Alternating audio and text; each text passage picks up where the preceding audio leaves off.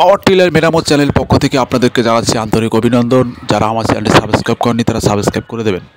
ইতিমধ্যে যারা সাবস্ক্রাইব করে ফেলেছেন তাদেরকে জানাই অসংখ্য ধন্যবাদ।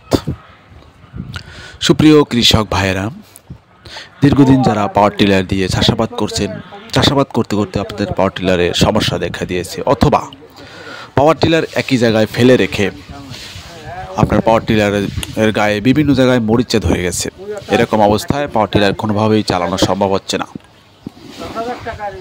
আপনার পাওয়ার টিলারটি পুনরায় আবার চালু করতে আমাদের সাথে যোগাযোগ করতে পারেন, অথবা আপনি চাইলে আমাদের সাথে ফোন করে অথবা কমেন্ট করে আপনার পাওয়ার টিলারের যাবতীয় সমস্যা বলুন, আমরা তৎক্ষণিক আপনার পাওয়ার টিলারের সমাধান দিয়ে থাকব।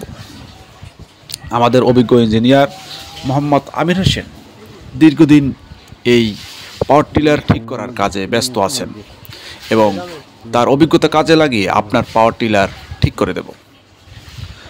আপনার পাওয়ার টিলার দিয়ে আপনি চাষ করবেন। আপনার পাওয়ার টিলারে কোনো ধরনের সমস্যা কি হয়েছে আমরা আপনাকে জানিয়ে দেব। আপনার পাওয়ার টিলার কতদিন চলবে, কোন পার্টস ফিটিং করলে আপনি বেশি দিন পাওয়ার টিলার ব্যবহার করতে পারবেন, অথবা কোন পার্টস ব্যবহার করলে আপনার পাওয়ার টিলার বেশি দিন টিকবে, এটা আমরা আপনাকে জানিয়ে দেব। আপনি আমাদের সাথে যোগাযোগ করুন। কমেন্ট বক্সে নাম্বার দেওয়া আছে, ডিসক্রিপশনে নাম্বার দেওয়া আছে, কমেন্ট করুন।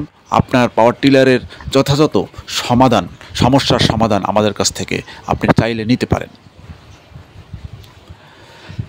আমরা বাংলাদেশের যে কোনো প্রান্তে গিয়ে পাওয়ার টিলার ঠিক করে থাকি, আর এই পাওয়ার টিলার দিয়ে আপনি দীর্ঘদিন চাষ করতে পারবেন। আমাদের অভিজ্ঞ ইঞ্জিনিয়ার মোহাম্মদ আমির হোসেন বাংলাদেশের যে কোনো প্রান্তে গিয়ে আপনার পাওয়ার টিলার ঠিক করতে বদ্ধপরিকর। সুপ্রিয় কৃষক ভাইয়েরা, আপনারা দেখতে পাচ্ছেন যে আজকে যে পাওয়ার টিলারটি আমরা খুলে নিয়েছি অত্যন্ত পুরনো একটি পাওয়ার টিলার। এই পাওয়ার টিলারটি দীর্ঘদিন একই জায়গায় ফেলে রেখে বিভিন্ন পার্টসে মরিচে ধরে গিয়েছিল এবং রিন পিস্টন সহ অন্য অন্য পার্টসে সমস্যা দেখা দিয়েছে। আমরা সম্পূর্ণ পাওয়ার টিলারটি আজকে খুলে নিয়েছি। আপনারা দেখতে পাচ্ছেন হাউজিং আমরা খুলে নিয়েছি। হাউজিংয়ের একটি যে গর্তটি আছে অবশ্যই গর্তটি পরিষ্কার রাখতে হবে।